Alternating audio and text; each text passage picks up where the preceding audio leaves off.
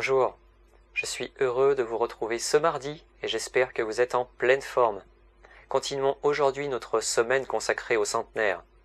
Pour vivre longtemps, certes les gènes comptent, mais rester en bonne santé et retarder l'œuvre du temps n'est pas uniquement le fruit du hasard. Voici quelques conseils pour mettre toutes les chances de son côté.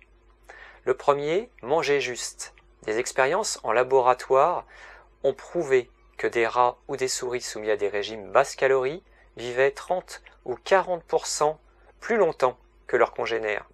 Attention tout de même à ne pas adopter un régime carencé qui peut être dangereux, surtout chez les personnes âgées. Pour être en bonne santé, il faut manger de tout, avec plaisir et en quantité raisonnable, en cherchant à privilégier les fruits et les légumes.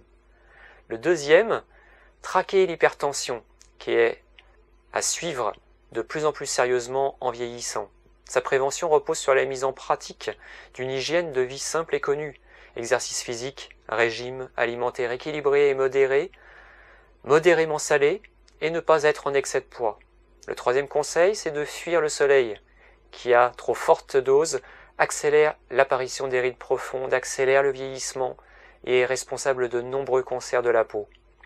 Quatrième conseil, faire travailler son cerveau. Le fait d'exercer une activité cérébrale régulière contribue à préserver les capacités de réflexion et de mémoire. La mémoire se travaille et le travail intellectuel renforce les réseaux nerveux. La gymnastique du cerveau est aussi importante que celle du corps.